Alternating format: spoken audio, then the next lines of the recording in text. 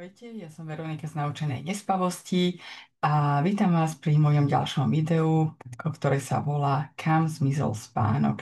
V ňom by som vám chcela dať nejaký taký úvod do Naučenej nespavosti, aby ste pochopili princíp vzniku toho, že sa dlhé roky začnete trápiť so spánkom.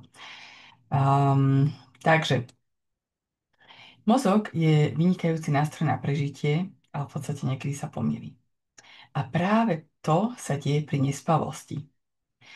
Uh, Máme emócie, ktoré potrebujeme na toto prežitie. Máme strach, ktorý nás chráni, upozorní nás na hrozbu a pripraví telo na útek alebo obranu. Potom máme smútok, ktorý je signál straty, ktorý nám dáva priestor spomaliť. Potom ešte napríklad tam máme radosť. Radosť nás motivuje, ukazuje nám, čo má v živote zmysel a dodáva energiu pokračovať. Mozog je vytvorený na to, aby riešil reálne hrozby. Napríklad máme stresovú udalosť. Menej spíme. Tu nám však vznikne hyperarouzal, čo je také nadmerné nabudenie, kedy sme neustále v strehu. Mozog si v tomto momente zamieňa nespanie za nebezpečenstvo. Aj keď teda reálna hrozba to nie je, ale náš mozog to tak vníma. Teraz, čo my samozrejme robíme, je, že sa snažíme uniknúť tejto hrozbe.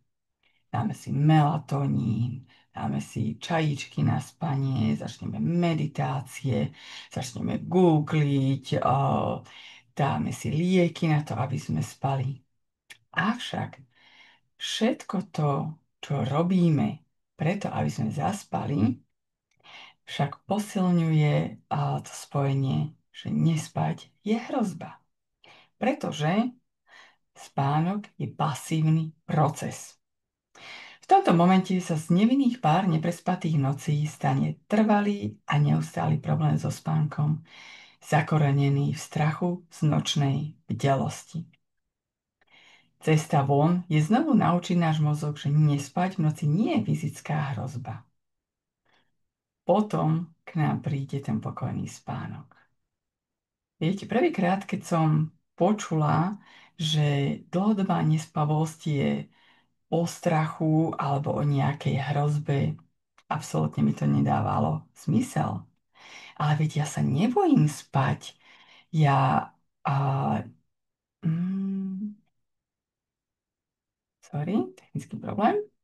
Ale veď ja sa nebojím spať. Ale keď som nad tým potom tak začala viac uvažovať, zistila som, že sa neskutočne bojím nespať. A pri tomto strachu, pri tejto emócii strachu, sa začínajú spúšťať tele rovnaké prejavy, ako keby sme sa báli niečoho fyzického. Ako napríklad medveďa. A dobrá správa je to, že rovnako ako si mozog vytvoril toto spojenie, že byť v noci hore je hrozba, vie sa ho aj odnaučiť. Čiže keď si to tak uvedomíme, keď si to tak vezmeme a najdesivejšie na tom je, že je to mimo kontext. Keď, keby sme boli niekde v lese a počujeme zavitie vlka, tak samozrejme automaticky sa v nás spustí táto stresová reakcia. Začneme sťažka dýchať, začneme rýchlo rozmýšľať, bože, čo keď je ten vlk blízko, čo keď nás zožerie a začneme uvažovať, že ako sa zachrániť, ako sa ochrániť, áno? Ale keď my toto isté prežívame v tom relatívnom bezpečí našej vlastnej postele, našej vlastnej izby, kedy nám buší srdce, začnú nám myšlienky tekať,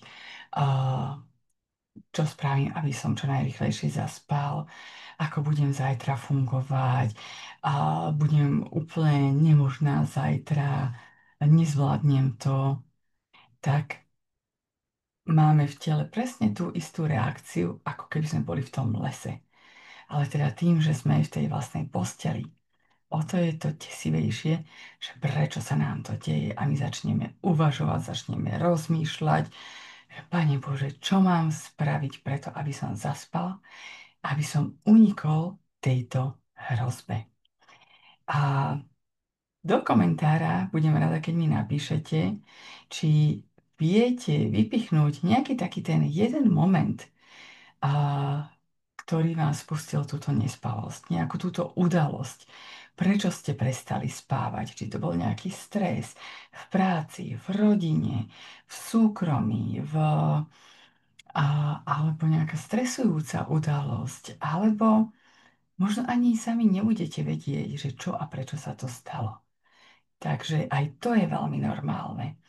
Čiže ďakujem vám za pozornosť. Dúfam, že vám toto video dávalo zmysel a budem sa tešiť na vaše otázky a komentáre. Ahojte, majte sa.